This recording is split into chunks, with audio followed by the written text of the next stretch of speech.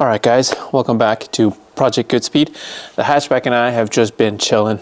It's been a long time being done with all the projects that the little Civic had, right? I changed all of the parts for the interior. I painted them all black the way I wanted to. I finally got the power door conversion, so everything inside of this little Civic, I think, is electrical, just like the EX models. So yeah, it looks pretty complete, at least in my eyes. And at the same time, I was also doing this, like a remodel kind of to my garage. It's been chaotically messy throughout these couple weeks of me doing this stuff. I made a drill rack and as well as a bolt rack because I can't find any of the screws that I have, gathered over the last couple weeks from all these parts. And I made an actual workbench, so I don't need to worry about breaking anything, and it actually organizes a lot nicer, so that's definitely easier to use. I put all my cleaning supplies on this shelf here, which is where the camera is being held right now, and I have all of my spare parts in one bin. Let's take a look. So this bin here has all of my Civic stuff. I picked this up at Lowe's to help me organize all of my stuff, but we'll just take a quick look. These are all of the spare parts that I've gotten. Look, I got the clock delete, the rear tail light, the rear cargo light delete, and all of these buttons for any extra accessories that I wanted to add. In case I break them, I got an extra lock. Today's video is about the details. And there are a lot of stuff in here. This is what we need right here. This is where I keep all of my hatchback stuff. These headlights will eventually go once I figure out how to fix that part right there. You see, I held it the wrong way and it broke at the junkyard. Ain't that some shit? I bought it and it broke, so gotta fix that. Everything else here is just extra stuff. I don't think I need it other than the steering wheel. I will say I want the stock one back on there. Now, I'm not a big fan of the way the OEM one looks. I don't think it looks terrible, but it is OEM. This definitely looks a lot better, at least in my opinion. But the problem is with those bolts. They tend to rattle and come loose, and they need to be adjusted. And it's incredibly annoying, and I don't want to deal with that. Not to mention, that also rattles. So I will eventually want to change that out. Seriously, there's a lot of stuff in here. I got a box down there with a bunch of sensors, an extra relay, another main shaft seal. This is for the CRV, also for the CRV, all kinds of stuff in here, man. But I don't really need to get into all that. This is my hidden treasure chest. And there's more up there with my AEM intake and an extra dash bezel, not to mention the SI door panels for the manual Civics, and another box full of the window regulators and the windshield wiper motor. That's also in there. It didn't fit in here. There's only so much stuff I could fit in this chest. And this is where I put what we got going on today. Decals. That's right.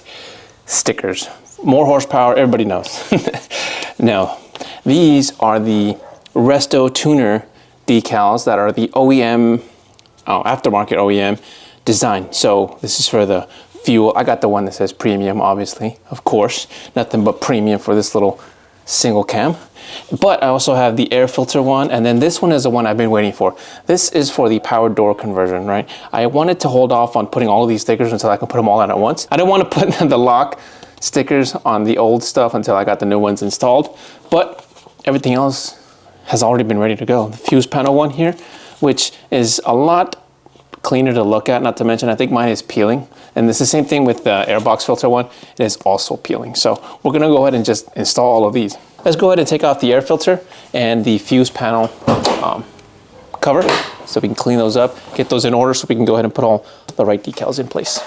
Okay, we need to remove these stickers. Ooh, so long. OEM, look at this. It is, if I'm just going off of the texture, they feel pretty much identical. Obviously this one's a little bit more yellowing because of the, you know, the oxidation over the years.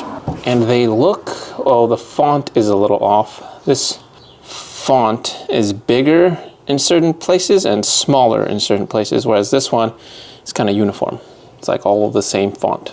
Look at that, you're supposed to replace the filter every 12,000 miles, 12,000 kilometers. Well, oil filter 7,500 miles, and the air filter 30,000 miles. Air filter for me it'd be probably like every 3 years. Shit. Let's go ahead and take this one off. This one,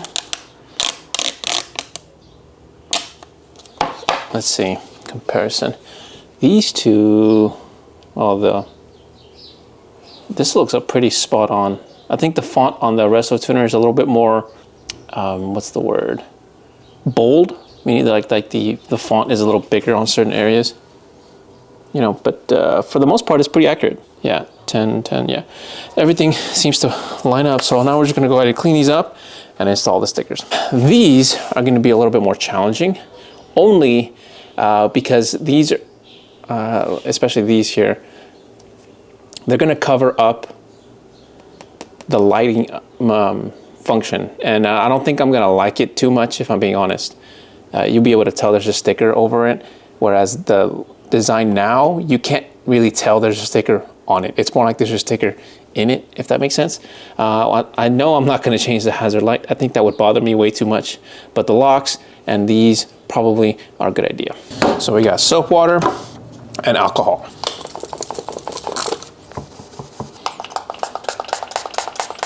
This one's gonna be funny if anyone that does ever end up with this little Civic, because it's supposed to be unleaded fuel, but I'm gonna replace it with premium fuel. Only the best for this little hatchback, but you know, it's a single cam. I will say I've had thoughts of replacing, not replacing, but repainting the interior, the whole Civic. See, this is the original color, and it's like this Aztec teal greenish looking color. My buddy actually had one of these in this OEM color, and I always thought it looked sick. Unfortunately, I bought my Civic with a rattle can paint job, and being a broke college student, I had to keep that same energy. So I bought it in gray. It was like spray painted gray, and whenever it would rain, it would turn into this really dark gray. So it had like a two-tone, which is funny. But once I got a little money, I put enough away to save up for a ridiculous amount of rattle cans to paint this white, and that's what I did. And it stayed white all the way up until I started this channel. It wasn't the best decision I ever made, if I'm being honest. I did decide on, you know, doing it the OEM color, but I don't know what, just pushed me towards getting silver. That one took a lot longer, but this will look a whole lot funnier. Premium fuel only, baby. You know, now that I'm looking at it, I think it'd probably be better if I painted this and then put it back together. But unfortunately, I'm out of paint. I didn't order any. And this is gonna take a lot. It always seems to get dirty. I've cleaned it up multiple times and, you know, applied the right amount of protectant, but it always just seems to get dirty. Let's see. Hopefully it's still adhesive. I bought these long ass time ago. Oh, okay. This is some weird type of adhesive. This isn't your regular decal, which I mean gives me good hopes for it lasting. Oh man, I always hate putting these on. Careful, SpongeBob. Careful, SpongeBob. Careful, careful. Careful. If it's crooked, you'll hate yourself. All right. Close enough. Nice and OEM. They actually have the JDM version of this one as well. In case you want something that you can't read, you can definitely use that one. Now for the most important one.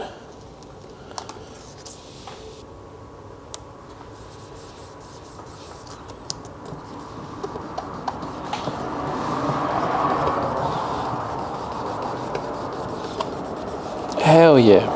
Look at this.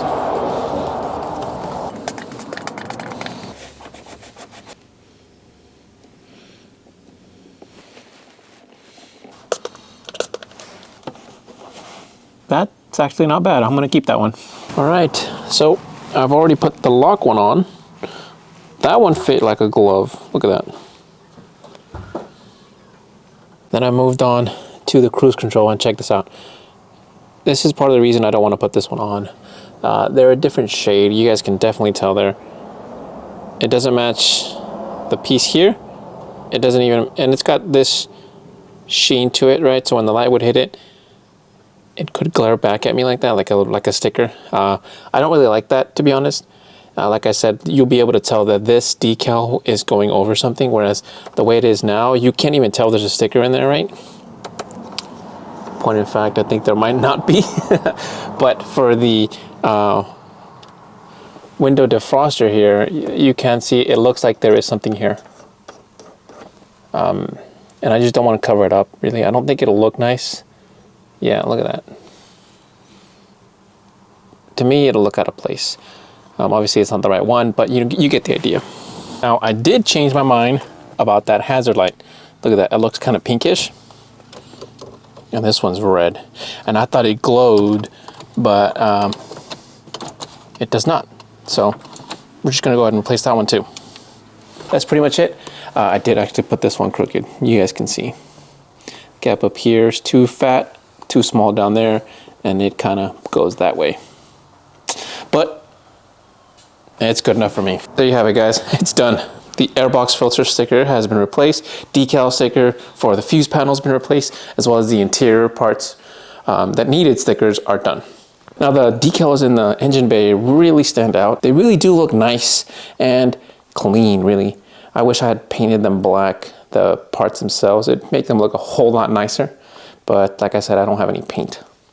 Bummer. But I'll put a link to all this stuff in the description down below. Check that website out. Seriously, they have a lot of aftermarket stuff. They're not a sponsor. No discount code for you.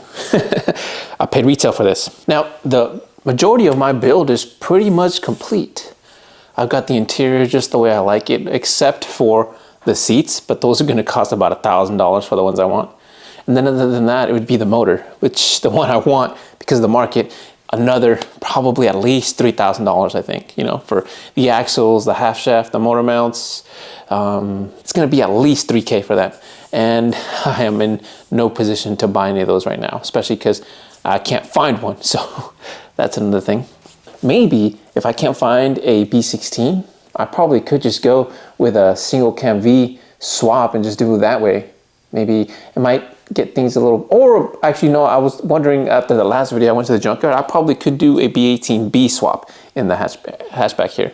And that might be one step closer to the GSR swap if I ever do decide that, because I'd have all the B series parts and everything ready to go. I just swap out a different motor and wire in the VTEC and get a new ECU, and then that'd be it. But, you know, let me know what you guys think. So, until next time, guys, take care and good speed.